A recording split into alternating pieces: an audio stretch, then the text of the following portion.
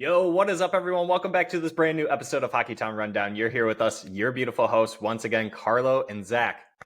Carlo, the mic is on. It's not just the webcam. Yeah. Got this bright shining light in front of my face to make me radiant and glowing, much like you. And you got some pretty nice lights back there too. Now we're beefing up, buddy. And I got this really cool. Oh, I got it right the first time. I'm pointing up at the neon sign. Nice. I got an extra one for you, buddy. It's on its way. Hopefully, I still have to go to UPS. I'm sorry about that, dude. But no, it's all good. It's gonna look dope. Other than that, how's your weekend so far, buddy? So far, so good, man. No complaints. Hanging, chilling, doing weekend things. How about you, man? What's going on? Just chilling. My birthday was last Monday. We did that giveaway. Obviously, we will be announcing the winner of that on this brand new episode. So thank you to Yeah, just give a pause here. Let's give Z a big happy birthday wish here. Belateds are still good. We got to give him a clap. It's awesome. Thank you to everyone who entered into that giveaway. Obviously, that is closed now. We will be announcing that winner, but the giveaway was to enter into the birthday giveaway. It was not only my birthday, but the amazing, great Mr. Hockey, Gordie Howe himself. It is a pleasure, honestly, for me, Carlo, to say that I shared the same birthday with one of that's awesome. The NHL greats. My dad always jokes around when my mom was pregnant with me that he would make her wear a Red Wings retro jacket during the winter time. I'm a March baby, obviously. So some would say, out the womb, I came out as a Detroit Red Wings fan. And I have the pleasure of doing this, for fun and giving great content. At least I think it's great content, Carlo. We think it is. And we truly love hearing your guys' feedback. Absolutely. On what we provide for you guys. Carlo, while we're at it, why don't we go ahead and say thanks for joining us once again on this brand new episode. If you are returning, if you are new, thanks for stopping by and joining us on this brand new episode. If you are viewing or listening to us on YouTube, why don't you go ahead and hit that subscribe button if you have not already. Hit that thumbs up, hit that notification bell that lets you know when these brand new episodes come out. And then also you'll get updated on our short videos. A lot of great stuff heading your way. And also you can watch and listen to us on Spotify. Why don't you go ahead and hit that follow button and then rate us the 5 stars, and then go ahead and do the same thing over on Apple Podcasts. Also, go ahead and check out our merchandise store at j2sport.com, where you can get some really cool apparel of ours, like these hats. I got these really cool hats. I can never get them in the frame because it's really difficult for me. I don't know why. It's an interesting way. It's an interesting decision you just made to cross over as opposed to just, That was an interesting choice. No, that was good. That's good. It was, I like what you did there. I'm still trying to learn this whole camera situation. It's not mirrored on me, obviously. But go ahead and check out our website. You can find that on all of our social medias through the link on our link tree. That is just, you can go on Google, search Hockeytown Rundown link tree. You can find it on there, and find us on all of our social medias. Follow us on there, especially on Twitter. We are primarily on there. That's where we do most of our giveaways. That's where that was. And for the winner of the Gordie Howe autograph giveaway, yes, we are giving away a signed Gordie Howe card. Put it up. Let's see what it looks like. Gotta put it up.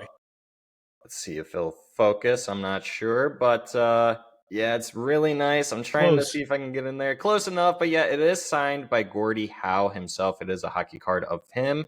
It's not numbered or anything, but nonetheless, owning a piece of this in your Detroit Red Wings collection is something to have for sure. It's like a $250 card too, so not cheap. It's really nice to have. And without further ado, the winner of the Gordie Howe autograph birthday giveaway is Katie Lady at All Things DET Detroit. Congratulations, Katie, on winning the signed Gordie Howe. What a haul. What a haul for Katie Lady. That's awesome. What a haul. Congratulations. Yeah, congratulations, Katie. All you have to do, if you do watch this episode, feel free to shoot us a DM. If we do not hear from you, obviously, we will go ahead and obviously just let you know that you did win. All we need from you, obviously, is just a good shipping address, and we will obviously get this to you in good care and enjoy. And thank you once again to everyone who joined entering this giveaway and celebrating with us. Thank you once again for all the love and support that you guys provide to us. Thank you once again, and another round of claps. Absolutely. We love it. We love it. We need it, and we appreciate it. So, Carlo, we didn't say it yet, so let's go ahead and jump into things. What do we got in store today? Well, obviously, based on the thumbnail, we got a lot to talk about. We have the race to the wild card number spot 2, because the first wild card spot seems to be owned by the Ottawa Senators at this point in time, based on the way that the numbers look on the standings. But then we're also going to be talking about players like Amadeus Lombardi, Danny Dimes, Nate Danielson, and then Trey Augustine, the MSU starting goaltender, going in for his third year. Yes, you heard that right. That is confirmed, and we will be talking about that as well. So, Yep. Carlo, we're also going to be talking about, like I said, the race for the Wildcard 2 spot, but we're going to be going in depth about all the other teams also in the race and looking at their schedules and see what exactly the Red Wings need to do to win. Obviously, they need to win as many games as they can. The other teams have to lose as many as they can, but let's crunch it down. Let's see exactly what kind of stuff the Red Wings can do. Can they lose a game here? Can they tie here? What can they do? So we'll be going in depth about that. And Carlo, also on top of all the game recaps that we're doing this week, there were only 2. There is a game today against the Florida Panther Kitty Cats, as I like to call them, but I think I should start off with somewhat of an apology. There was a tweet on our podcast account that we made on Twitter that seemed to have sparked some, I don't know what the word is here that you want to use, controversy. I think the wording that we use may have confused some folk, thinking that we had some sort of quote unquote insider knowledge information, right? That is not the case. I just want to make that clear. Yeah, we do not have any information. Yes, that was not the goal that we were trying to move forward with that tweet. I love that we have to call that out. I mean, many folks did call it out, but we're affirming it. But we do have news regarding the team. News regarding the team, meaning this is what we've heard, this is what we have gathered, this is what we have come up with, based on even past things that have happened within the organization, Steve Yzerman, and the track record of everything that goes into this team, right? Us included, Carlo, we're very much excited for players like ASP and MBN, Danny Dimes, Nate Danielson, Amadeus Lombardi, anyone else that you can name. You can even throw in Trey Augustine there. We expected ASP to be on the team next year. That's not going to be the case. Now, a lot of you are probably saying, well, how do you know that for certain? It's not insider information, and riding with what we've seen based on the track record of this organization, Steve Yzerman, like we mentioned, ASP will be starting with the Grand Rapids Griffins next season. How do we know that for certain? We don't. I'm just going to flat out say that, because not everything is always concrete. Here's the best way I can explain it is, the overarching path that Steve Yzerman and the front office want to go is to put these players in the best position to succeed. And to them, that is to start ASP in Grand Rapids. That can easily change, Carlo. How does that change? A really good camp or an injury. It's that simple. And so that's why I caution everyone was saying, we don't have insider information. The expectation is that is the path forward for ASP and even MBN. And then you look at Trey Augustine, who we will get into, that these prospects, no matter how good that we believe that they are, Steve Yzerman might think the same thing, but he wants them to be set up for success. And you look at the way the roster will be next season, we will be doing another episode as the season ends here. Oh, yeah. Talking about the further of the rebuild and how this team will look further along. But looking at this team next season, Carlo, I don't want to put ASP on this team, because the other news too, Steve is not going to add big name free agents to this team as much as we really want to. That's my news. That's what I had for everyone. I'm sorry, it's not exactly what everyone probably expected to hear, but that was the news. And I'm sorry that it was as cryptic as some of you may have thought. I did tell people to direct message me. Some did, some did not. And I was more than happy to explain it to them. So if you want more information, just contact me. This isn't trying to do clickbait or anything like that, but Carlo, I think I've talked enough. I'll leave it open to you, buddy. So Zach's got the news, and this is news brought to you by Zach. Now, none of this should be really shocking considering the paths of, I mean, you look at some of the most prominent draft picks that Stevie has picked outside of Raymond. They all did not start with the team. Yep. So it's kind of fair to assume, and it's kind of fair to share news that, yeah, it's really seems that ASP will start in GER. Now, I hate it. Personally, I hate it. I want ASP on the team.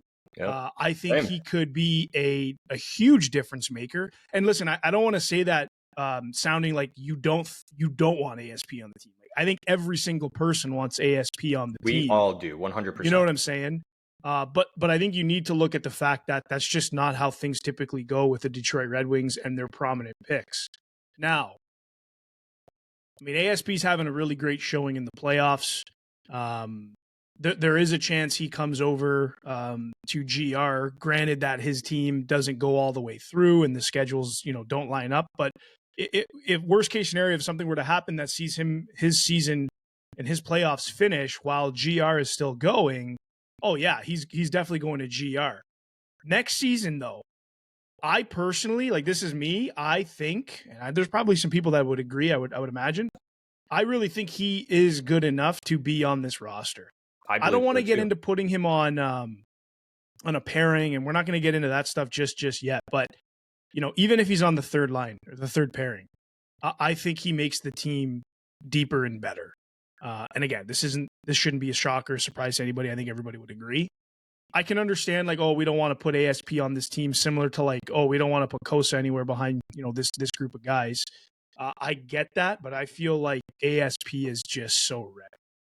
He just looks so good. His zone entries. I saw a clip today of him entering the zone with, like, it looked so easy for him.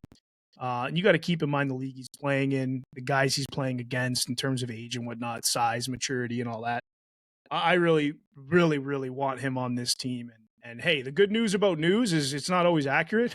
So, you know what I mean? Like, it could work out, and it could we could see a completely different and opposite approach come next season. And honestly, you brought up another point about big fish free agencies. Listen, in my opinion, again, if Steve doesn't make any crazy moves, he's going to do some moves from within, and that could very well see ASP on the opening night lineup, right? So this is the thing. Like, when you try to predict things about the Detroit Red Wings and you try to predict things about Steve Yzerman, like, your prediction or whatever you want to call it lasts about 24 hours. And then things just suddenly change. So keep that in mind. I think when it comes to the Red Wings, when it comes to Steve Yzerman especially, I mean, listen, the insider of all insiders, Elliot Friedman, he even says, and he even knows, you take everything about Stevie Y and his Detroit Red Wing club with the smallest grain of salt. One decision today could be a complete different one tomorrow. And I'm going to back it up by saying, and I'll head right back to where I started, I want ASP on this roster, bar none. And that's just me. Yeah, I don't know if I made it clear in my little rant there, but I 100% agree with you, Carlo. Yeah. And I just want people to know, too, that I really want ASP on this team, too. I think that he actually can make a huge difference on the defensive side of this team, especially if Steve did not do anything. But because of that, and my belief and the news that I got says that he won't upgrade most of this team. Well, he does, and I just want to say this too, he does have to add players to this team. There are contracts that he needs to sign, but they're not based on what I've heard, based on what I'm saying, they're not going to be top 6 players. They're not going to be top 4 players either on the forward or defensive side. He's obviously not going to get a goalie either. I would be shocked. Yeah. I would literally be shocked. You look at even the cap, like you mentioned, Carlo, I think the cap, and based on the following season, the 26-27 season, we've talked about the names, right? Or at least touched or hinted at them, right? So it's not trying to call out saying that Steve Yzerman's still playing 3D chess. I think he's probably doing that every day of his life because that's part of being a GM. But part of me wants to believe that that's what Steve's waiting for, is for that offseason. So the majority of these young players are in, then he can finally say, okay, I know where I can put my money at. And then as the 3 years go along, after some of these younger players need their contracts, I know how much money I have and I can start paying them too. So it's a lot of juggling and it's a lot going on. But I want ASP on the team. I firmly do not believe that that's going to happen, though. But let me know what you think down in the comments. Like I said, Carlo, anything can happen. It's never concrete. An injury can happen. He could just have a really good camp and beat out someone. So we're just going to have to wait and see on that, bud. Yeah, listen, like, that's a fair point, too. And to give that a little bit more context, like, I don't know about you, Zach, but like for me, like when it comes to addressing the holes on this team, for me. For defense, I'm fine with the top 6 forward group not getting touched because, frankly, the UFA crop after next season is unbelievable. Like, it's Exactly. unreal. You Yeah, need to give correct. yourself an opportunity to play ball and see what you can come up with during Right. that UFA period. However, for defense, there's only 2 guys really that really have my attention when it comes to a top 4 D-man role. Who? And that's those 2 guys for me, and these are the only 2 guys I'd really be interested in, are the guy with the best last name in the league, Pioink. Love saying it. I love saying that guy's name. And Gavrikov, man. Those are Okay. like the only 2 D-men that I would say instantly come in and make our defense miles better. And if one of those 2 got signed this offseason and nobody else other than RFAs that we need and want, I'm okay. I'm okay because now I know, okay, we have a hell of an opportunity going into the offseason after next season and to go and address the forward group. So those are the 2 guys that I really hope and wish that Steve has his eyes on for this team heading into next season. To really, I mean, obviously we can all agree our defense it needs a lot of adjustments, and I think those 2 guys could address that very, very well and make it better. Not only address it, but seriously improve it. So those are my 2 guys. Top 6 and forward group. I'm okay with. Again, I'm okay with waiting on that to give us a better opportunity next season. After next season, because go take a look at that crop. Holy jumping jacks. It's nuts. Well, not only that, Carlo, I mean, we're going to talk about them. We mentioned their names, Danny Dimes and Amadeus Lombardi. I mean, I'm not saying they're going to start on the team next season, but 26, 27, that could be expected too. Like I said, even before, you bring up a good point too. There's a lot of good free agent names in 26, 27 free agency that you could go out and upgrade this top 6. And then inserting these young players, like imagine if you can add a Connor McDavid to play, and you got Danny Dimes and Amadeus Lombardi and all these other players. I'm getting ahead of myself, but let us know down in the comments what you think about everything I said, everything that Carlos said, basically touching on the news that we talked about, what Steve Yzerman could do in free agency. If you think that he's going to follow along suit with what we said, it's going to be very minimal. He's just going to add what he can. Or if he will actually upgrade the defense as a whole, or maybe even the forward end. We'll have to wait and see. But Carla, let's go ahead and jump into what happened during the week. On Monday, ASP and MBN advanced to the second round of the playoffs in the SHL. At this point, ASP had 3 assists and 3 points in the 5 games played. And then MBN also with 3 points, 2 goals, 1 assist in the 5 games played. It obviously has been updated since then. I believe MBN still only has 3 points. I think ASP now has a goal and 5 points. So 4 assists now. Correct me if I'm wrong, but I believe that's what it's been updated to now. So, I mean, you brought it up, Carlo. Yeah, they could be joining Grand Rapids as soon as their SHL season ends. But if these kids keep it up, man, they're doing some pretty good stuff over there with Skellefteå in this playoff run. And a lot of people are shocked based on how well they're playing compared to the regular season. I think you've probably seen some of those tweets too by people, especially Let's Go Red Wings prospects. They're always posting clips of them. Great source as well. Yeah, I think ASP has 2 assists today. I don't know if you counted those into your breakdown, but he's got 2 apples today because they're playing right now. If not, the game just wrapped so he's up. Essentially almost a point per game player right now for the SHL playoffs. Yeah.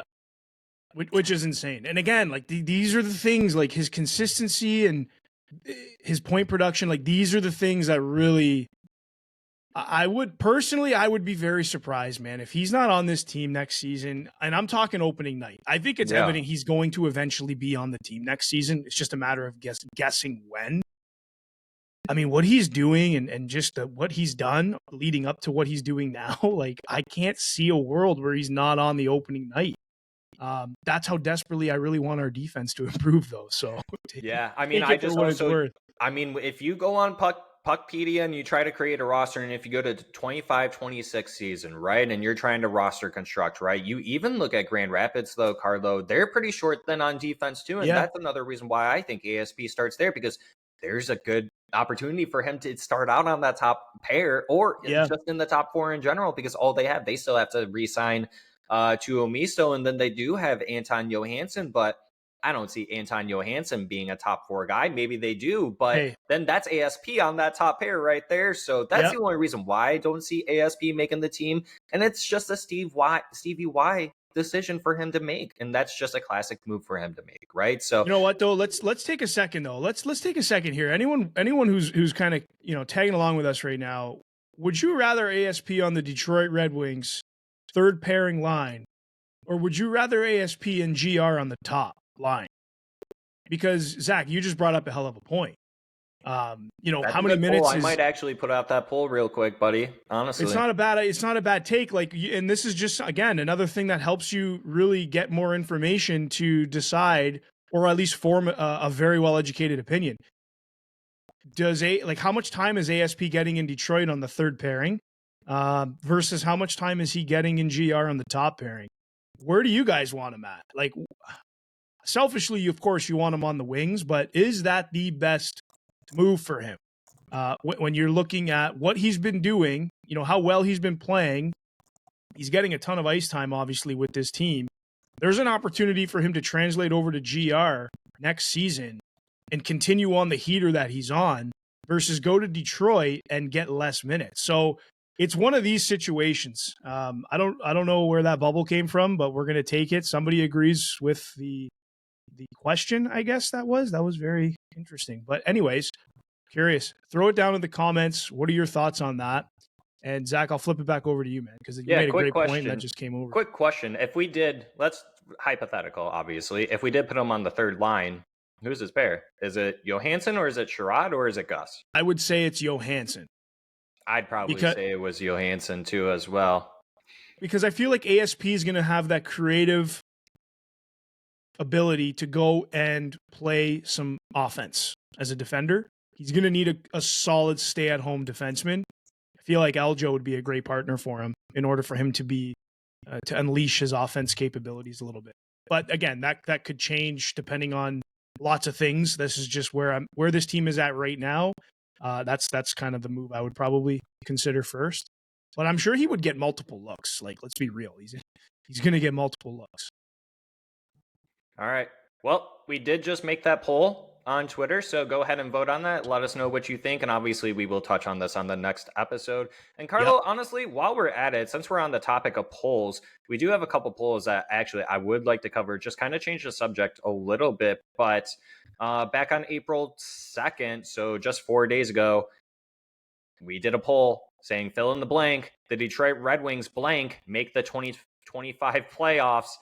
At this point on the 2nd, I think that was after that was after the St. Louis Blues game. Yeah. So a lot of fans' emotions were pretty low at that point, Carlo. I think we even said that felt like a dagger loss right there. You did walk away with a point, and we'll touch on that game, but 84% of the 156 voters said will not make the 2025 playoffs. We don't have to go in depth about that. Going into the next one, and we've had this discussion with Hockeytown West Pod, and it's a really fun discussion.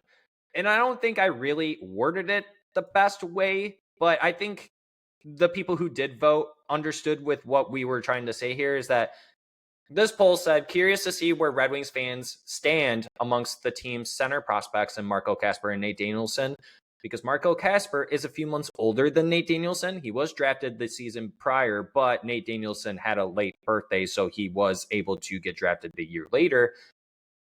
Continuing on, but had a head start in terms of playing unofficial pro hockey and is already making an impact with the Detroit Red Wings. So playing in the SHL, that's technically pro hockey, so he does have a leg up there.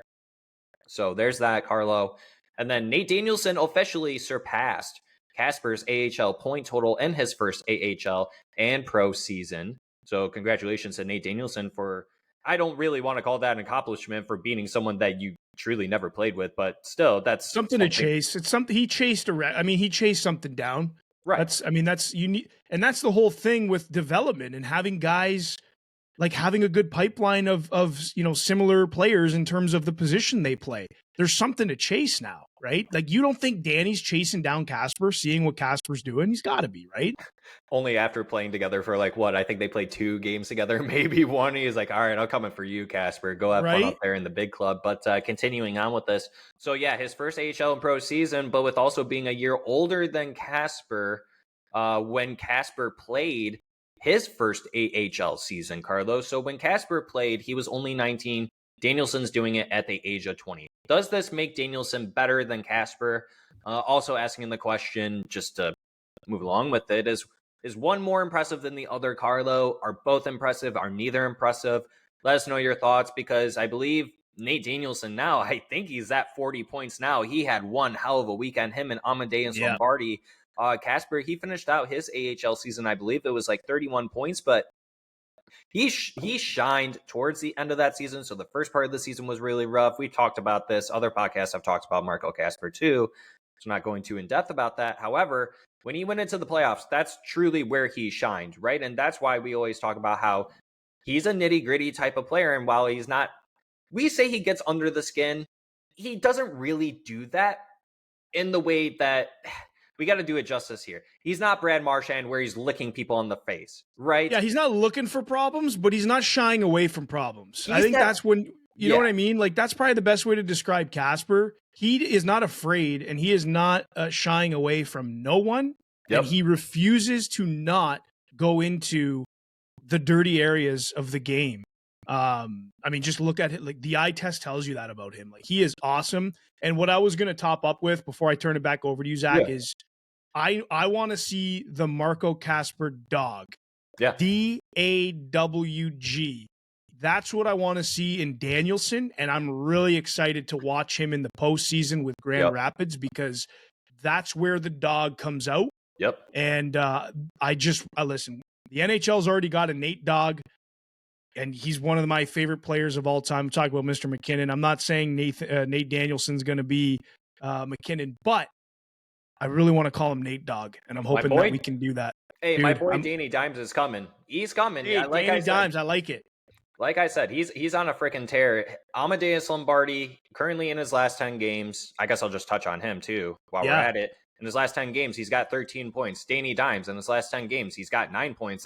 This weekend, I believe he got 5 or 6 points alone. One hell of a weekend. But Carlo, I guess going back to the poll and the question, but yeah, is one more impressive than the other? Both, neither. Let us know your thoughts. Out of the 280 votes, 42.9% of the people said what Casper is doing is more impressive, but 38.9% said both. So it's a little mix of both, and that's, only 9.6% said Danielson, and then 8.6% said neither. So there's a lot of people hating on the Red Wings center prospects here this year. Oh my goodness. But no, it seems like a lot of Red Wings fans, and even to me, just to answer the question, I think both are impressive. I think it's a little difficult to compare the two because their paths were so different. Yes, it's easy to say that Casper, while this is technically his 4th pro year or 5th, whichever one it is, when he was playing in the SHL, he was just a kid, 16, 17 years old, up against 30-year-olds. And he wasn't putting up a point per game pace either. Look at Lucas Raymond, what he did too when he was playing in the SHL. He wasn't a point per game guy, right? So it's just a little difficult for me to say that Danielson is doing better. It is still impressive. Nonetheless, I'm not going to take that away from Nate Danielson. However, for Nate Danielson, the one thing that you can say for him is that he really had no other choice but to continue playing in the WHL, right? It was that or making the jump to the Detroit Red Wings. And I don't think we were quite ready to do that with him, although we were calling it out, Carlo. But I think you would agree with me on that he's probably not quite ready for that. But answer the question, buddy. What do you think? Is one more impressive than the other, both, or neither? Well, for the purpose of why we're even here, it's the Detroit Red Wings. And Casper playing with the Detroit Red Wings and producing at the pace he's producing, the compliments he's getting from some of the, studs on this team, the Patrick Kanes, the Dylan Larkins, the Raymonds, even the coaching staff. That second line, though, oh my God, I love that second line, dude. with Casper, Raymond, Soda. It's sick. We'll talk And about then that there later, you but go. it's sick. Like, what's more impressive for me? It's what Marco Casper's doing, and it's not even close. Oh, yeah. He like, we haven't had a second line that's been like a definitive easy, who's your second line? And you can just rattle it off. I feel like we're getting to a point where we can now rattle off what our second line is. With Casper pushing the pace as the centerman there. So for me, what Casper's done up until now is hands down the more impressive thing for me. However, if Danielson cracks the lineup and he starts doing some things, guess what happens? This poll gets asked again. Yep. With some stats and some numbers to back it up to determine who had a more impressive first year with the club, Casper or Danielson. Boom, here's what they've done. Lay it on us. So this poll is very much to be continued. But to answer your question, like I said, if I had to pick one, it's Casper, and it's not even close. Yeah. And once again, that's not to discredit Nate Danielson. I think what he's doing with Grand Rapids, it's actually phenomenal. He keeps on getting bumped around. I think at the start of the season, they started him at the 3C, Carlo. Now he's jumping anywhere from the first to the second line night in, night out. So he's doing a lot of incredible things for him. If you guys want more insider info on Grand Rapids players or specific players like Nate Danielson, go check out the boys at Hockeytown West podcast. You can find them on all socials as well. We do a lot of great things with them every once in a while too. So yeah, go ahead and check them out. I think you guys will be pleasantly surprised. Carlo, we do have more to talk about these guys, obviously, as we move along in the episode. So I'm going to wait to talk about them, but let's continue on with the rest of the week. Let's jump into a game. Let's talk about that St. Louis Blues game that was on Tuesday. But before we do, actually, let's talk about the Trey Augustine situation, because it was announced that morning that Augustine will return to Michigan State University after learning their backup 10D went through the transfer portal. Does he want the ship, Carlo, or is the path to turn pro not quite there yet for him, so he can go straight to GRG? And to make it even more confusing, I'm slightly jumping ahead. The Detroit Red Wings went and signed. They haven't signed him yet. It's expected to. Expected to sign a goalie out of the Swedish Hockey League. His name is... I have it right here. Arvid Holm. He's 6'5". He was originally drafted by Winnipeg in the 6th round in 2017. He's coming off one hell of a season, Carlo. He just won the Honkin Trophy, SHL's top netminder, by posting a .925 save percentage across his 35 games that he started for Rogla this season. But yeah, I mean, just kind of going back to Trey Augustine first. I mean, at first when we learned this, we're like, wow, he must really want that championship, right? But with that new information of this new goaltender that we're signing, it makes sense, because we thought the path was for him to be the backup in Grand Rapids Griffins. So I'm laying the groundwork for here for you, buddy. So why don't you go ahead and take it away for me? So this is a very interesting situation because, me personally, I would think the best path would be to go to GR. But when you look at the talent level of Kosa and Augustine, I think we got to give it to Kosa a little bit, just because he's played in the A and he's put up some pretty good numbers over the course of his games in his couple of seasons. But now, what does that do to Augustine? Because we want to see Kosa starting in the Grand Rapids Griffins, playing a hefty amount of games. So I feel like somebody has to take a back seat, and I think it's Trey. Do you want to call it that, though, to be honest? I don't want to call it that, because I don't want to discredit Trey or his abilities at all. That's not what I'm trying to do here. But I also want to say that's not to discredit the NCAA, but a lot more better talent is going into the NCAA, Carlo. True. We see that every single year. It gets more and more populated with better players. So, I look at it this way, man. Kosa's going to have majority of his starts next season in GR, which means if Trey Augustine was there, well, he's not having majority of the starts. So maybe MSU is the best place for Trey developmentally, because now you have Kosa getting majority of the starts in the AHL, which isn't taking anything away from Trey because he's not even there. And you got Trey Augustine getting majority of the starts for MSU in the NCAA, to your point, which is a league that is consistently getting better and better when it comes to competition. So I actually think this move makes the most sense when you're looking at development and just development. You got two unreal goaltenders in very good positions and situations, in the fact that they are both starting and they're both the guy in Correct. net. They both can't be the guy on the same team. Exactly. That's a problem that we're going to have to, really, really look at and see how that plays out. I don't think it's really that far away, but in the next year or two, probably. But when Kosa's on Detroit, well, then obviously Trey's the guy in GR, right? So, I mean, I think that's kind of the pathway this is going, if you want to look at the way it's reading out. I don't know. What do you think? Are you on the same brainwave here? Yeah, and I actually want to extend it a little more because I really liked what you were going with, and I just want to extend it once again. Let's backtrack it a little bit, though. When was Kosa drafted? It was like the 2021 draft, 22 draft or something, and then Trey Augustine was the following draft, right? I'll let you look that up just to confirm if I'm right. Yeah, I'll check it out. When we drafted Kosa, we did not have a clear understanding of, okay, this is the first round pick. The expectation was, okay, we hope that this guy can be not a franchise goalie, but a good elite starting goaltender that you can play night in, night out. Hopefully he can play 50 games in a regular season, okay? Right? Expectation, I think that's a clear expectation, right? When you draft a goalie in the first round. Kosa wasn't looking too hot, right after we drafted him, to be honest. I mean, he looked good with the Edmonton Oil Kings, but you didn't exactly know what you were going to get out of him, especially when you had him playing. Then you bring him over to the Toledo Walleye, didn't exactly have the greatest start. Then he started cooking up a little bit.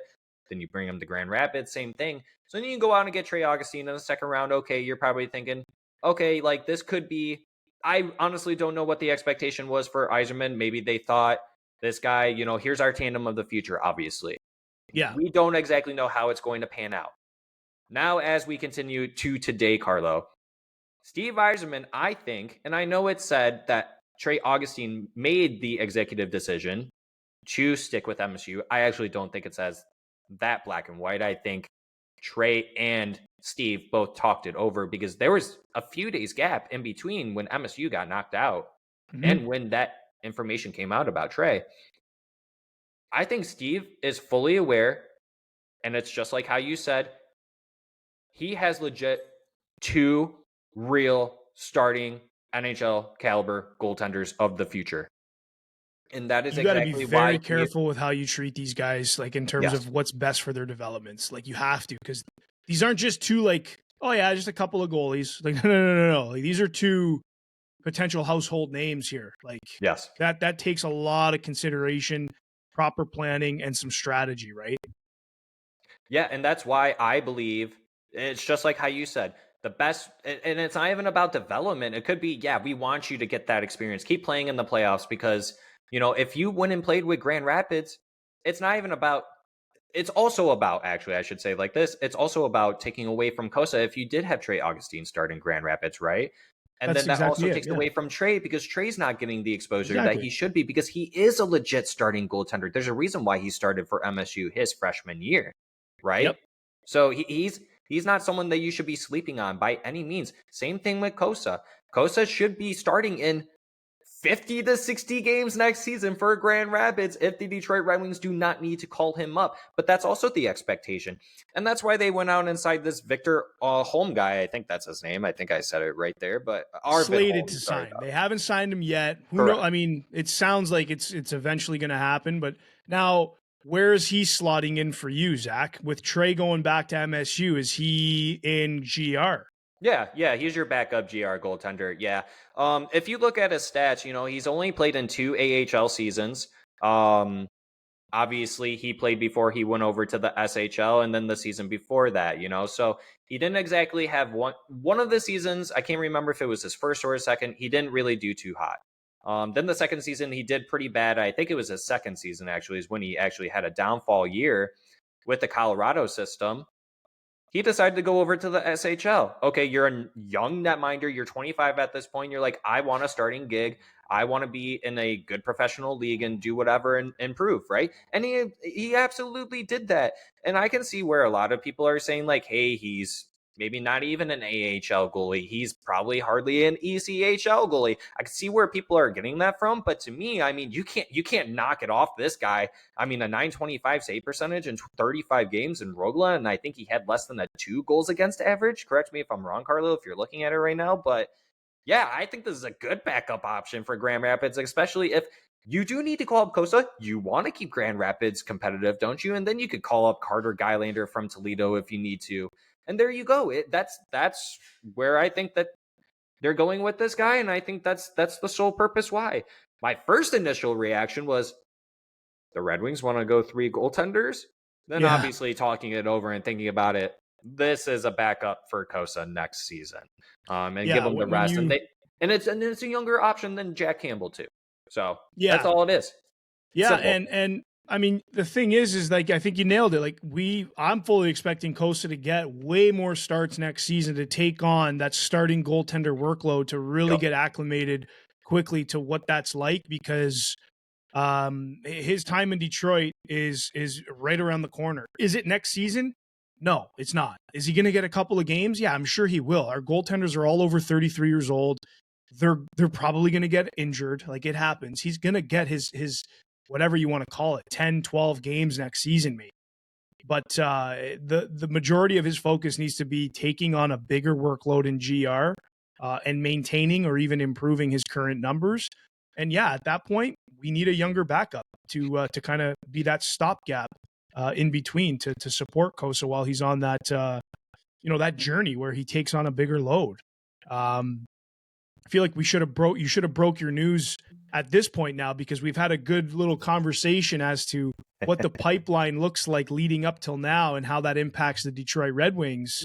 Yeah, and sorry to cut you off there, and you make a really great point, and I actually agree with you. I probably should have waited until now, but yeah, no, it all goes back to what we said at the start too, right? All these moves that panned out throughout the week, it helps make more sense and paint that picture as to why we believe, and based on the news that we got, that ASP, MBN, all these other players are going to where they're going, then they're not going to be with the Detroit Red Wings. And why did Detroit Red Wings, more than likely in free agency, Carlo, will do bare minimal? And I can see why people would be frustrated by that. I'm frustrated by that. When I heard that, I was like, God dang it, dude. Like, that is so annoying. But Carlo, can we really be too upset about it? I mean, we've talked about it. I don't know if we've actually talked about it on an episode, but I've said this to you. I look at the forwards. They're not as bad as we actually think they are. If we had a little bit better of goaltending and defense, and maybe if we changed the coaching staff 2 weeks before, we could be in a playoff spot right now. And so looking at it from next season's perspective, yes, I do absolutely believe this team can be a playoff team next season. All you got to do is just re-sign Kane. Obviously, he's a year older, but if you can put him in the middle six. Dude, Kane looks good. Or whatever, he does look good. Yeah. And if you did his projections, I know a couple people have done it, but if you made it to where ever since McClellan came in, Kane technically is like over a point per game pace as a player, dude. It's absolutely phenomenal. Him, Johansson, and a couple other players. I would say Soda too has benefited, and we'll talk about him. But Carlo, let's talk about the games, okay? I think we've talked about some other stuff a lot. So let's talk about the games, and we won't go too in depth about them. But on Tuesday, they played against the St. Louis Blues. You had Talbot in that. Compher scores the opening goal, which is really cool because honestly, in this game, Carlo, you're going up against a really hot St. Louis Blues team, and you said that the best way that you could start off with this team is to get the opening goal, which is what they did. But unfortunately, the Red Wings fell short and lost in overtime 2-1 with Kyrou and Cam Fowler securing the deal for them. And what hurt the most, Carlo, is the fact that the Red Wings lost with like 29 seconds left in the third, essentially. To me, that's when they lost. It's the fact that you allowed the Blues to come back with that much time left in the third. You essentially had the game in your hands. You could have walked away with 2 points. The Blues, being the hot team that they were, showcased why they're a hot team and why they could be a Stanley Cup favorite once again, randomly, like they did the last time, winning the Stanley Cup, and only allowed us to get the 1 point. So, and Carlo, we said this at the end of the game that felt like the dagger, but now it seems like it's a little different because I guess jumping ahead too, on Friday's game, they beat the Canes. So it feels like there's a little resurgence there, but thoughts and opinions on this game. I guess for me to close it out too, super boring game. The Red Wings, to me, they look terrible in this game. St. Louis showcased why they're a good team. St. Louis is buzzing right now. Listen, when you're a team buzzing, you're playing at that level, your confidence is sky high. Like you just know how to lock it down, and then you know when to turn it on and capitalize. And that's exactly what they did. Very boring game for the most part.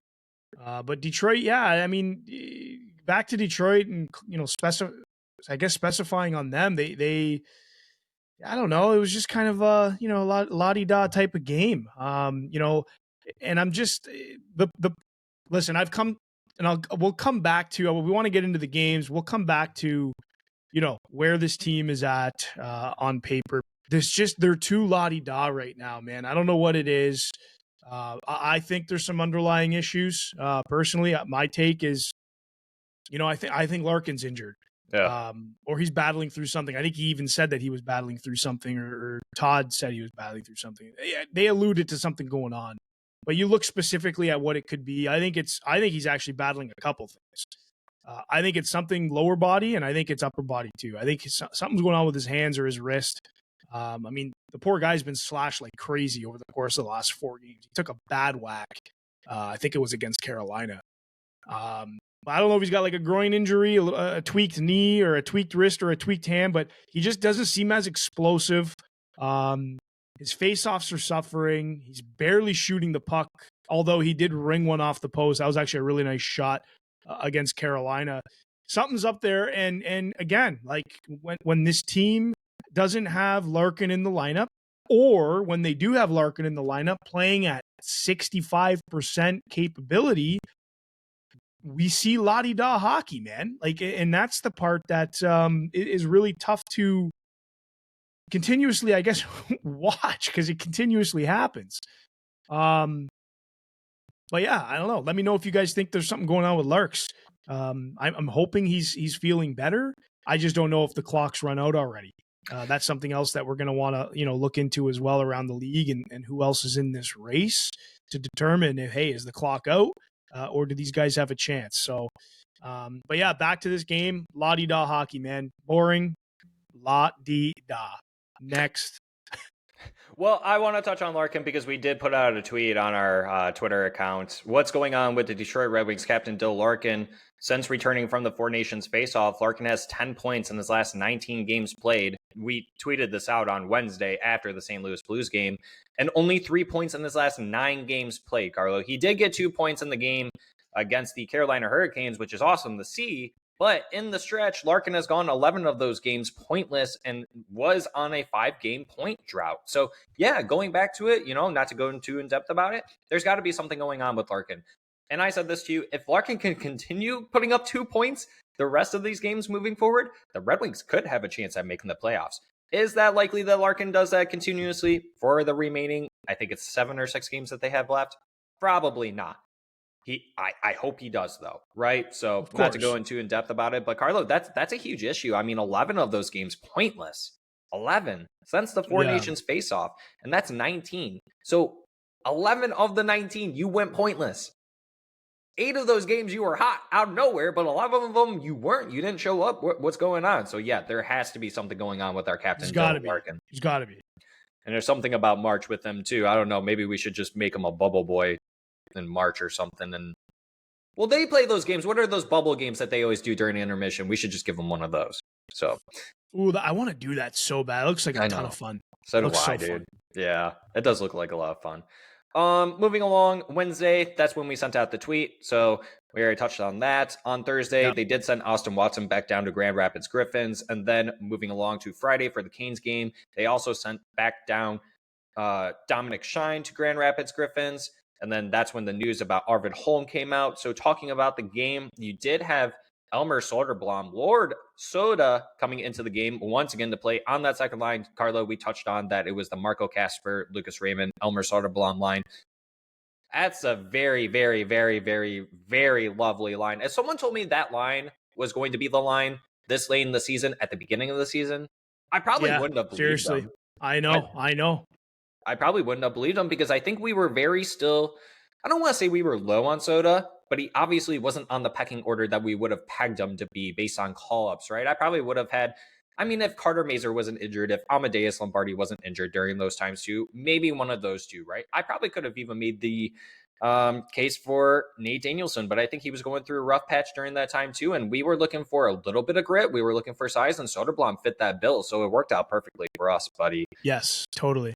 But going into this game, you did have the overnight assassin, OT Benny, starting it off with a clap bottom after Alex DeBrincat rings it off the post. That's his first goal in 22 games. And someone throws puss on the ice there in Carolina after that massive clap bomb that went top cheese corner. Dude, that was a bomb. That was a bomb of a shot. Oh my God. Yeah, the overnight assassin made it a really good one. And then quickly right after, you actually had Marco Kasper, speaking of him, makes it 2-0 with a heavy forecheck to give it to Raymond, who sets it back up to him.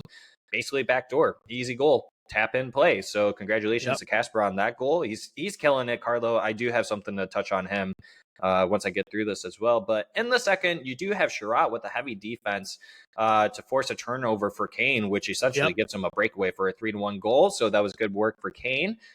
Good work by Sherratt, too, to make that happen. Shortly after that, Carlo, Moose makes it 4-1 with the Canes puck watching, and somehow Rasmussen gets behind them with a real nice, easy goal, and Tyler Mott setting him up for that, too. So great pass by Tyler Mott to get that goal going, too. I just want to quickly say, I think that was Rass's nicest goal as a Red Wing. That was just dude, that was like poetry in motion. Well, I watched the highlight like 7 times. Just the way he received that puck, tucked it in, and just skated around like it was all part of the plan. That was an awesome goal. That I wanted to really call that. That was my favorite goal of the game and my favorite Michael Rasmussen goal of all time. Although, now that I'm thinking about it, that empty net goal against New Jersey still might be number one. Because that one I'll never forget. But anyways, we might have to do an episode this summer highlighting the best Detroit Red Wings goals this season. So if that's something you guys are interested in, let us know and give us some ideas on some good goals from this past season. So Carlo, Wings win 5-3 with an Alex DeBrincat empty net goal. Carlo, I said I wanted to talk about Marco Kasper, so I do want to highlight this. Marco Kasper currently is playing at a 30-goal, 50-point pace since January 1st. He leads all rookies in goals during this time and is only behind Michkov on even strength scoring and behind Hudson, Michkov, and Celebrini in points. Okay, now let's go over the Soderblom. Soda has 3 points in his last 5 games played and 5 points in his last 10 games played. He did get an assist in this game after coming back from injury and has 11 points in 24 games played this season and looked really good on that second line with Kasper and Raymond. Also touching on Kane real quick, Kane becomes most 20-goal season U.S.-born player in history and gets his 100th point as a Detroit Red Wing. So claps for all 3 of these, Carlo. But let's touch on Kasper and Soda, and we can even include Raymond on here. Was it worth the wait?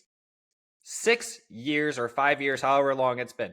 5 to 6 years we waited to get a second line quite like this. I'm not saying it's the sexiest second line, but this is a line of all under 23-year-olds or 24-year-olds, right? I do want to say this is also a line that is 100% courtesy of our general manager, Steve Yzerman.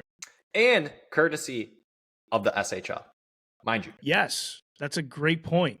But I want to take a minute because we pump up this second line and it's still a young second line. We get it. Like things could change, but it's not cemented by any means either. No, absolutely not. Not really, nothing is. But you look at this team, you look at this second line, you look at what they're doing. Steve Yzerman went and did that. And that's the patience I think that people need to be reminded of, because everyone calling for this guy's head. Spit and Chicklets was talking about, is it Stevie Y's seat about to get hot? I'm like, what do you guys talk? Like, you guys played in the NHL. Like, what do you mean? And I was just like, you go and look at what he's done to fill the holes that he was left with, the blaring ones. You have a second line of outside of Lucas Raymond rookies that are playing well, producing, getting points, and looking like they belong there. I got to give Yzerman some credit there, because for some strange reason, the guy gets zero credit. Everyone's hung up on his free agencies. I want to touch on his free agency moves later on today. But you look at that second line, that is 100% Stevie Y's DNA all over it. And it's not every day you go and draft a second line and within 5 years, they're your second line in the NHL producing. So I'm happy with it. I love it. And I hope Stevie Y can keep knocking those drafts out of the park. That's my rant. I guess Carry back over to you. Yeah, I guess for me to kind of touch on the whole spin chicklets thing. I mean, I don't want Steve Yzerman gone. I feel like I get asked every time I go out. I went out Friday to a memorial thing for one of my buddy's grandparents that passed away. We were talking, and he's asking me, it's like, do you think Kane stays? What about Yzerman? All those types of questions, right? Crazy. We get asked that a lot, Carlo. We may have different answers, but when people ask about Steve Yzerman, is he going? Is he staying? I'm right there when people say, I think Yzerman stays until he says that he is ready to go. I don't think there's any other way that Steve Yzerman leaves unless he is the one who says that he is ready to go, unless he murders someone. Steve, don't do that. Don't take my advice there. But yeah, I really don't see how the hate has flourished with Steve Yzerman.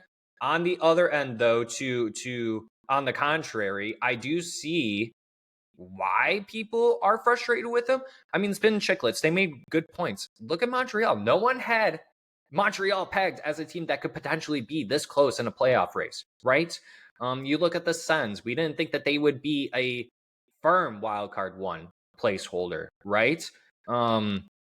It's just a lot of these weird things that have happened. Look at the Columbus Blue Jackets. No one pegged them either. Especially after trading Laine. That trade worked out well for both teams, actually, at the end of the day, which is absolutely wild. So I see it from their perspective where it's like, hey, how come Steve hasn't been able to do anything quite like that these other teams have? And these teams have made risks, but they ended up working out for them. Is Steve a risk taker? At this point, we can easily say no. He's someone who likes to be passive. He likes to be very calm with I don't know, Carlo. I feel like you need to take it over from here, bud, because I'm losing my words now at this point. Because he takes a very conservative approach. He does. Like, that's just the way he rolls when it comes to managing the roster, the NHL roster. It's a very conservative approach. We can all agree that his free agents could have been a little bit better, which could have changed the fate a little bit of this team for sure. But they're not. This is where we are. And the good news is that these guys are almost off the books. And that's when, and I'll talk about the whole free agency thing for a second and his signings. We know they're not good signings. And I'm not trying to justify these signings, but you need to look at the players he signed, why he signed them, and why they came to Detroit. While they're all Michigan guys, he had to pay them out to come here because you look at that 2019 roster, dude, it was a gong show. Yeah. Now, who else are you going to get? Who's going to come to your team in 2019 when the team is literally in last place by 20 points? P.S. did not win the first overall pick. That's another piece that ties into this. And it just goes into the whole timeline of what's shaping this team as to where we are today. Free agents could have been better. They weren't. We are where we are. The good news is that they're going to be off the books shortly, and you're going to have quite a few guys on this team, whether it be 2020 after the 2026 season and the UFA crop there, which I'm very excited about. Like I said, plus some more rookies that are cooking down in GR, Ammo, Danielson, potentially ASP, MBN. Like this whole timeline of tearing down but also rebuilding is going to meet a crossroads. I don't think it's going to be until after next season, and I think it's going to be that's when I think the party gets started. That's truly when I believe the Yzer plan is there. Yeah, not trying to change the subject, but I guess kind of going backwards and talking about, what the spin check. Sorry, I went off on my free agent rant. I just wanted to. No, you're good. But I guess touching back on what Spin Checklet said and talking about, teams like Columbus, the Habs, and even the Sens, they're talking about, well, I guess I said it. I don't think they said it, but you brought up free agents talking about trades. While I've seen these teams make trades, let's talk about the free agents. Who have any of these teams signed in free agency that was relevant by any means? Who? Yeah. Can you name one? It's a fair point. Personally, no. I think out of all these teams, we probably signed the best one, Patrick Kane. Yeah. And then people tend to always forget, I think, that we went out and traded for Alex DeBrincat.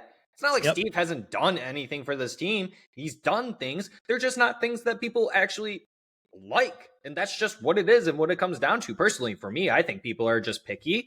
I think people Yeah, are just obnoxious with it. And what have you done for me lately? It's all about that. Everyone's an NHL 25 general manager playing on their Xbox or PlayStation. This is why we always say, too, we would not want to be Steve Yzerman by any means. This is a tough job. I mean, we're very hypercritical of him. Maybe we don't show it as much as we want to on here, but we are just as much as probably the next person is, too. So, Carlo, I don't really know exactly what else Steve Yzerman can do except for, like he keeps saying, stay patient and just wait for these young kids to come up. Wait until we get Booch bombs, dude. Dude, that's what I mean. Like the crossroads of the teardown and then the rebuild timeline coming in. Dude, when those roads cross, it's going to be a huge, speaking of Booch bombs, it's going to be a bomb. Like this team is going to be like over the course of a year, this team is going to look very different. We're not at that time yet. Personally, I think next season, and you broke that news and your take this when we started here today, next season, the team's probably going to look the same. Go look at Puckpedia. Go look at the contracts and when they expire. Compher's there till 2027. Yeah. That's when this team is moving and grooving and shaking. Yeah, and I didn't say this earlier. Plot twist and flash news for those who didn't quite catch this, but yeah, Steve Yzerman's not going to use his buyouts. I'm saying that right now. I really hope he won't. He's not going to, because then that's more contracts he has to sign. He doesn't want to sign more contracts. He's already got bad enough contracts as it is. You think he wants to go out and sign more? What about those two D men that I mentioned? Would you be okay with Mr. Pionk or Gavrikov being signed? Yeah, if you sign him, I still don't think Steve would use his buyout or any of them. I really don't. He probably wouldn't need to if he's only going after one of them, right? Exactly. Yeah. So, but we're going to save more of that for obviously once the season gets towards the end. We're going to talk about those rosters and everything, and just touching on Saturday. And then we'll talk about, the chaos of the teams, and we're going to show the schedules of all the other teams and try to portray how this exactly could work for the Red Wings to make the playoffs. But on Saturday, I did want to call this out that Amadeus Lombardi, one of his goals, it was changed from unassisted to assisted by Anton Johansson, which makes it his first pro point. And then someone else got their first pro goal. It was Mr. Emmett Finney. Mr. Finnegan with his first pro goal. And it was a dandy. You guys should check it out. It was good. There's our boy Emmett. No, that game last night, there were some pretty sick goals. Even Amadeus Lombardi had a pretty old-time goal going flying like Bobby Orr or something out there. But awesome. It was awesome. Carla, let's go ahead and share the screen, and then let's share the Detroit Red Wings remaining schedule for Let's get into that season. So you see here that on the 1st and the 4th, the Detroit Red Wings, they escaped with 3 points in 2 games so far. So that's actually looking pretty good. I don't know what you said if you had them winning against the St. Louis Blues. I think I said that they would. I'm very shocked that they actually beat the Canes. I would have pegged that as a scheduled loss because every time that we played the Canes so far this season, it was horrible. We looked bad. Yeah. They outplayed us. But we got to play them at home. So, and then today, it's currently 12:40 p.m. on Sunday. We're recording. There is a game today at 5:30 p.m. against the Florida Kitty Cats, Carlo. We're going to play it out. Let's assume they win. Okay? So that's 2 points. You look at the standings right now. The Red Wings have 77 points. They're 2 points back from the Rangers, who are in the 3rd spot of the wild card race. Montreal has 83. That's who you're attempting to catch right now. That is a 6-point. Wait, really? Is it 6 points? That's Montreal won last night. Damn, that's a 6-point difference. Okay, I'm losing my mind here. I thought it was a little smaller, but yeah, 6 points, Carlo. That's 3 games. Let's say there were only 3 games left, but you beat the Florida Panthers. Okay, so that's 1, so you got to win 2 more. Let's say you tied the Montreal Canadiens in points. You technically would beat them for that second wildcard spot because you have more regulation wins than them. But on top of that, you would need all these other teams to continuously lose. So if you were to tie the New York Rangers randomly, you're out. It's the same situation as it was with the Capitals last season. They have more regulation wins. Luckily for the Columbus Blue Jackets situation, we're tied in points with them. Same amount of games played. They have less regulation wins than we do. So essentially, Carlo, I guess in a nutshell, and we will go in depth more about this on how situations can play out, and we'll show the other schedules as well. Carlo, the Red Wings just need to win the rest of their games, dude. They honestly cannot lose anymore. They can go into they can't afford to overtime. lose a game. I think we said if this team can go 7-2-1 last weekend, right? 7-2-1, then they can make the playoffs. The Red Wings right now in that 9-game stretch are 1-0-1. Now let's say that they beat the Florida Panthers. That's 2-0-1. What? I guess I should just ask. How do you forecast this, buddy? I'm looking at it right now. You got to play Florida Panthers today, and then again, you got the Habs. That's the biggest game, honestly, on the schedule, and I think that might be the dagger one. I think that might be where you were going at with it, but yeah, I'm kind of beating you to it. But it's just not an easy schedule for the Red Wings whatsoever, no, man. I mean, but go ahead dude, and take it away. Look at the Florida road trip, dude. That's terrible. Like back to back against two top teams. I mean, Tampa is buzzing since the deadline. They have been unreal. And the Florida Panthers are the Florida Panthers. But, I'll take it back to last week. And what I said was this. Detroit needs to win their games at home. So far, they've done that. We'll see what happens this afternoon. I said against St. Louis, they needed to squeak out a win. They got a point out of it. Hurts the regulation wins. Obviously, it hurts that column, but we'll take the point. It's much needed. Today at home against Florida, again, home game for me, that's an auto. You need to win that game. Like, you just need to. Especially if you've, again, back to what I said last week, what team have you decided to be? Now, here's where here's what bums me out. If they've decided as of April 1st what team they're going to be in April, and they still don't make it in, I'm going to be so bitter, dude. I'm going to be so bitter. But anyways, forecasting this, that Florida road trip really burns my eyes. Yeah. I think they could beat Florida at home. Day off at home. I don't care who's coming in. You beat them. Montreal, if you decided that you want to get in here and you want to play postseason hockey, you beat the Montreal Canadiens. Are you on the road? Yes. Are you playing at the Bell Center, probably one of the most electric arenas in the show? Yes. Don't care. You are a team with a big chip on your shoulder. Go in there, win the game. Now, you could use that same type of logic and same type of motivation, call it what you want, going into the two games against Florida. The two games against Florida, I mean, listen, Florida road trips never really bode too well for us. So, I mean, I'm happy with a split there, and then I'm happy with a split at the end against New Jersey and Toronto too, but I don't know where that puts us at. I think that puts us at 3. That'll put us at 3 losses in April. So, listen, I'm going to be honest. Even if they went 7-2-1, I don't think it's enough. I just don't think it's enough to get in there. Too many things have to go wrong for other teams at this point. No, they're not eliminated, but I just don't see a path where they get in, and that's just, St. Louis Blues, la-di-da hockey. You're not doing much with la-di-da hockey, man.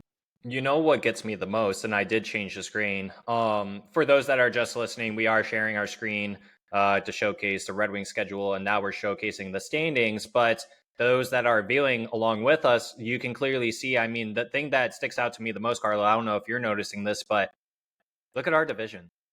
Toronto, 98 points. Tampa Bay, 94 points. Florida, 92. Ottawa, 88. Montreal, 83. I'm not worried about Montreal, so we can exclude them there. Look at how close the Ottawa Senators are from that third spot. Yep. And I said last episode, maybe we would be fortunate enough to where teams like Toronto, Tampa, Florida would be resting some of their bigger name players. You think Florida wants to go down to that first wildcard spot and they have to go up against the Toronto Maple Leafs? You think they really want to do that? Probably not. So like Ottawa wants to continue winning. Do you think these other teams like Tampa Bay and Florida, you think they want to lose and go down to that first wild card spot? Probably not. So this also really does hurt the Red Wings because how close that these other teams are within our own division. Would you agree with me on that? Yeah, dude. I don't think we're going to see, honestly, what you have up right now, I think is exactly how the the East is going to look when it comes to playoffs. It's exactly the picture I think it's going to be. Which is super unfortunate. Yeah, essentially, like I said, I think the biggest recipe for success for the Red Wings to actually make the playoffs, they have to win the rest of their games. They can't lose. If you go into overtime, that's fine, I guess. Try to get as many points as you can.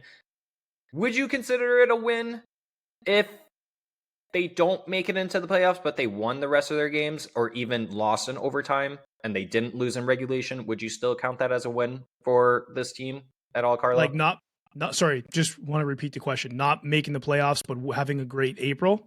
Yes. No, that's exactly what I was. That would make me extremely bitter. Okay. That would, because that just shows me it's like you guys figured it out, but you figured it out too late. Too late. Yeah. You know what I mean? Like I would not be super thrilled about that. But one more poll. Watch it happen. One more poll, Carlo. We asked Red Wings fans. We all know you love polls so much. Oh, here's a doozer for you. What would you rather have happen, Carlo? Make the playoffs and get swept, or not make the playoffs again? 208 votes. 66.8% said that they would rather make the playoffs and get swept. Do you agree? Yep. Yeah. No, I do. Of course. I mean, the playoff experience is great. The players on the team need that, especially the young guys. They need it. Look what happened to Washington last year. I know this was your point. Yep. When we were chatting take it from about me. it. Go ahead. It's all yours. No, that's you got to give credit where credit's due. You know, you made up a great point. Washington got in. They got out very quickly in a sweeping fashion.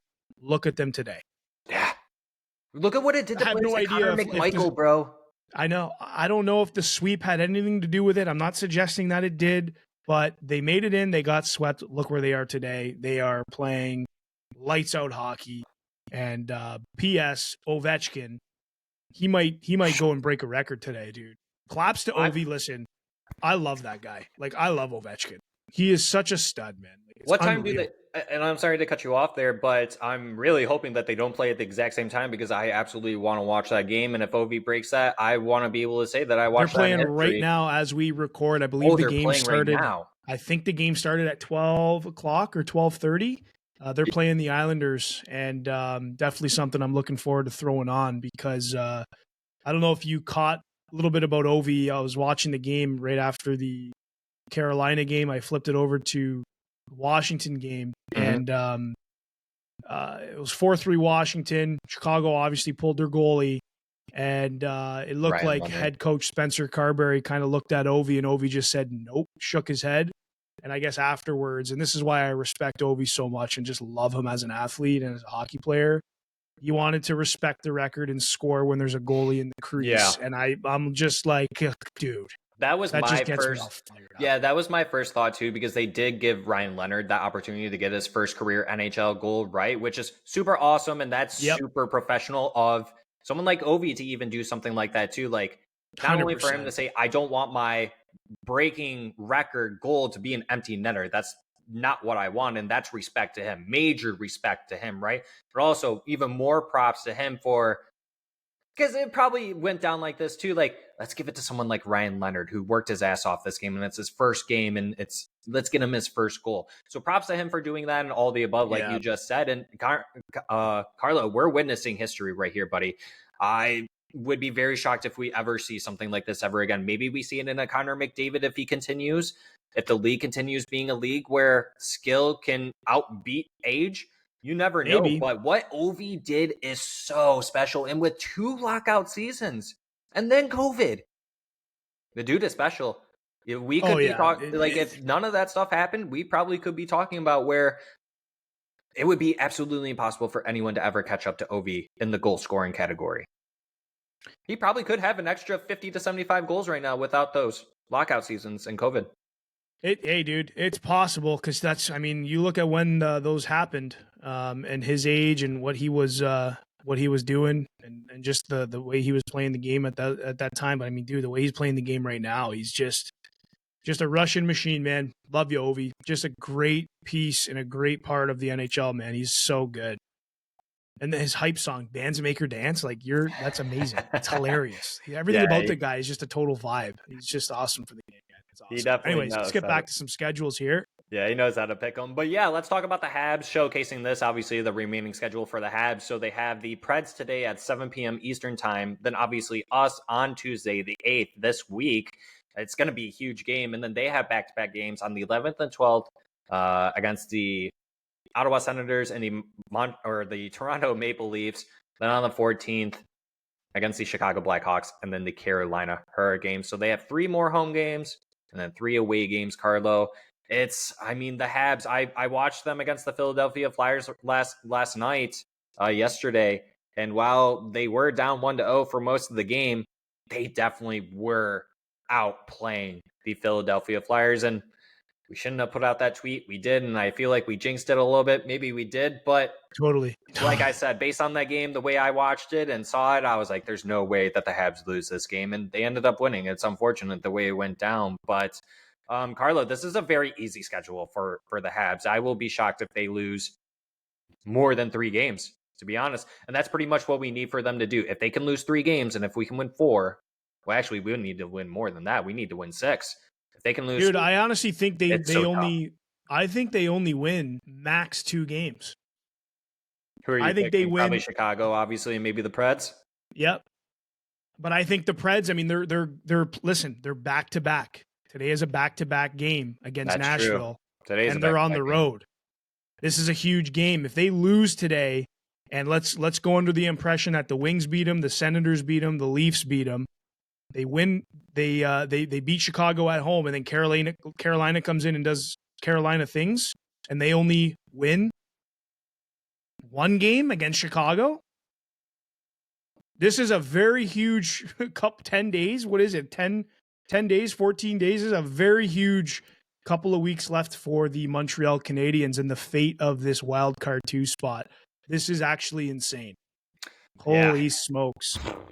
I think we asked this last weekend, Carlo. Is last season more crazy or is this season more crazy? The way I feel like it's getting crazier right now. And now that I just realized that and kind of spoke that out loud, my goodness, this is getting nuts. Now we're going to move the attention over to the Islanders, who also play today. They're playing right now, as we mentioned, against the Caps. That started at 12:30 p.m. Eastern Standard Time. The Islanders actually just scored. Yeah. That's not good. Bo Horvat, and they're actually just now going on the power play as well. But then obviously they play against the Preds. They play against the Rangers, which is very important too, because we need the Rangers to lose. So if the Islanders can beat them, that actually would benefit us a little bit more. We need that because they do have more regulation wins than us. And then they play the Flyers. Then they play the Devils. Then they play the Caps again. And then they finish off with the Columbus Blue Jackets, Carlo. That's going to be such an important game too. It's like you said, it's too close. And I'm going to say it. This season's way more chaotic than it was last season. It's because there's more teams in the mix. Yeah, it's going to come down to the last 30 seconds of the last game of the year for all of these teams. I'm telling you, man, it's going to be wild. And I'm looking at the remainder of these games. I can only see the Islanders winning against the Flyers, dude. I really can only see that. But yeah, Carlo, I only see them winning 1 game. What about you? Up 2-0 against the Capitals right now. So if there's ever a time for Ovi to step up and beat a record, it's now. Hey, Ovi. Yep. You hear us, just letting you know. But I can see the Islanders winning. Let's pause. Let's not talk about this game, but Nashville and on. Out of Nashville and on, I can see them probably winning 1 or 2 games. Think against the Rangers? Or you actually think they beat the Preds too? I'm looking at Philly and Nashville. Yeah. I mean, the Preds, I don't know what's up with them. I feel like that's a team next year that can actually turn it around. I don't think that they should be as bad as they actually are, but we're just going to have to wait and see. Yeah. So let's move it along to the Columbus Blue Jackets here, Carlo. And yeah, they lost yesterday. A lot of teams are playing back-to-backs, man. So that could potentially help us out. Yeah, they lost last night to the Toronto Maple Leafs, and then they have to play the Ottawa Senators today at 5. The Sens, they want that 3rd spot. They could even go for that 2nd spot if they truly wanted to, Carlos. So they're going to go as hard as they possibly can. And then they have to play the Sens again on the 8th. Once again, same situation. The Sens probably want that 2nd spot as badly as any other one else does, right? Then you go up against the bad Buffalo Sabres team, and you got the Caps back-to-back on the 12th and 13th, home and then away. Then the Flyers, then the Islanders, like we mentioned, to finish out the season. Carlo, I don't know how the Columbus Blue Jackets are going to come out of this. Maybe I they give can them 2 to 3 games, potential dubs. That's it. I think the Red Wings, as we look at these rosters, low key, Carlo, biases aside, once again, I think the Red Wings have the best chance currently. After we're looking at these, let's go on to the other team, the last and final team, which is the New York Rangers. I almost clicked on the Habs again. So they did play last night. They lost to the New Jersey Devils 4-0, which is fantastic, right? That's another thing, Carlo. Look at the Rangers. Look at what they did all season. They traded away a bunch of players, and they're this close to being a wild card team. But talking about their remaining schedule, you got Tampa Bay on the 7th, which is tomorrow on Monday. Then the Flyers. Then they have back-to-back against the on the 10th against the Islanders. Then they play the Canes on the 12th. Kitty Cats on the 14th. And then finish off with Tampa Bay on the 17th. 2 games. I'd give them 1. I think it's just the Flyers is probably the best one. Yeah, but maybe. And we need the Islanders to beat them. So that's why I'm saying the Islanders win. Battle New York. You're right. Back-to-back too, right? Back half against the Islanders on the road. Yep. Yeah, dude, this is nuts. I can't even right now. That's crazy. But again, you talk about the Wings having the best chance, Zach, and it comes down to what team they decide they want to be. Yeah. If you want to go out and play la-di-da type of hockey, you're not going anywhere. You're not. But if they come out and play the way they played against Carolina, like I said last week, folks, don't let the Red Wings get hot. You know who we haven't given props to? Cam Talbot. Cam Talbot has been absolutely phenomenal, Carlo, in this stretch that the Red Wings have desperately needed him ever since Peter Mrazek has gone out via injury. He is practicing with the team finally. But is Cam Talbot going to be the reason why the Red Wings were able to make a push like this in April? Because I think so. Without him, I mean, we said it with Peter Mrazek, this team probably wouldn't be in this position without Mrazek. So partially to me, I think we got to give a lot of credit to goaltending. Yeah, I think so too. With Peter going down like that, and Cam Talbot having to kind of step in and play the way he has been playing. Yeah, he's been playing really good. That glove hand of his has been lights out. So yeah, you definitely got to give Talbot some love, man. He's come in and he's played some very clutch goaltending for this team to give them a chance to do what they need to do. So let's hope they can keep on keeping on. Keep on keeping on. On other news, Carlo, on Monday, the owners of Utah Hockey Club are pledging $10 million to help build up to 20 new rinks in the state. Wow. That's about $500,000 per rink. So that's really freaking cool, dude. So that's exactly what you want out of an expansion team, right? And I guess they're not technically an expansion team, but for new teams coming in, right? If you're going into a state that isn't familiar with hockey and has never had an NHL team, this is what you want future owners to do. Is provide for the state and get that type of sport more familiarized within your state, right? And make it a hockey state more so than it is a basketball state. They don't even have a football team in Utah, right? So keep making hockey great over there. We'll just wait and see how everything turns out. But so far, so good. Way better than Arizona, Carlo. I think we could say that. Yeah, I think so, man. I think so too. I really like their owner too. Was it Ryan? Is it Ryan Smith? Is his name? Yeah, he's the guy who also owns the basketball team too. So. Yeah. I really like. I like him. He seems like a good owner who cares, and he's got a little bit of youth in him still to go and do these things and take on these projects and truly make things better, not only for himself and his clubs, but the people around him, the fans, the state. That's just epic. I use that word very rarely, and what he's doing is truly epic. So kudos to him and to the state of Utah, man. That's wild. Also, QMJHL Playoffs had a 5 overtime game between Cape Breton Eagles and, pardon me, I don't know how to pronounce this, by Como Drakkar. Carlo, help me out there, maybe. In Game 5 of their playoff round. Staying away from that one, buddy. That's all you. In Game 5 of their playoff round, and Pred's 4th round goalie Jakob Milota made 84 saves for the Eagles in the 3-2 victory. Wow. Carlo, this is the second longest game in QMJ AHL history. 84 saves. Sounds like that Latvian goaltender against Canada way back when. That's nuts. Oh man, I believe what's the drinking age in Canada? I hope the boys bought him a beer if he was old enough to drink. So, yeah, 19, but I mean, you can, sneak around, sneaky. And other news today is actually Moritz Seider's birthday. He turns 24 today, so congratulations to him. Big 2-4, big 2-4 for Mo Seider. Definitely legal to drink in Canada. You're welcome anytime, Mo. Happy birthday, buddy. And I think that's a good way to end this episode with saying happy birthday to none other than our top defensive guy, Moritz Seider. Give us some of that Mo Seider. Hope you have lots of cider tonight, buddy. There we go. Carlo, Nicely done. Great episode. I think we can finally wrap it up here. I'll try to shorten it as best as possible for us. It's a little longer, but final thoughts, buddy. Take it away.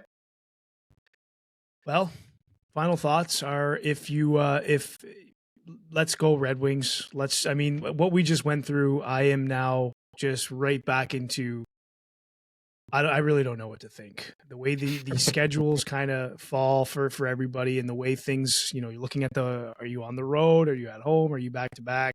It's just too crazy right now, and it's going to be a wild finish to the end. So my final thoughts are fasten your seatbelts. And that's literally it. Just fasten your seatbelts, because this is going to be a nutty ride for the next 2 weeks. Oh, everyone can call me out, obviously, if I get this wrong. But I'm going to take a crack at it. I think the Red Wings win today. I think it's 4-2. They get an empty netter. It's 3-2. Make it 4-2. I'm just going to say it. I think they actually make it just on pure dumb luck. Honestly, that's just, I'm just going to call it. And if I'm wrong, I'm wrong. It's okay. And they're just having fun, man. I'm okay with anyone telling me I'm wrong. This is why I do this. This is why we do this. And we're okay with that. Not everything's concrete, but we absolutely enjoy doing this with you guys. But let us know what you guys think about this episode down in the comments. We truly do appreciate it. Thanks for stopping by. Once again, if you are returning, if you are brand new, thanks for stopping by. If you haven't already, if you made it to the tail end of this episode, hit that subscribe button on YouTube, hit the thumbs up, hit the notification bell. That truly goes a long way for us. It's also free to do. I didn't say that at the beginning, but I think you guys already know that. I said that plenty of times along the way. Carlo, social media, follow us all on there. Spotify, watch and view, rate us 5 stars, follow us, all that stuff. Apple Podcasts, same thing. Carlo, anything else? I think we're good, bud. That wraps it all up, folks. We had a good one. Hope you enjoyed it. Engage with us in the comments. I guess we can leave it at that. Throw us a couple bones down there, and we'd love to get in touch with you guys and just hear some different opinions and takes. So until next time, we'll see y'all on the next one. See ya. Later.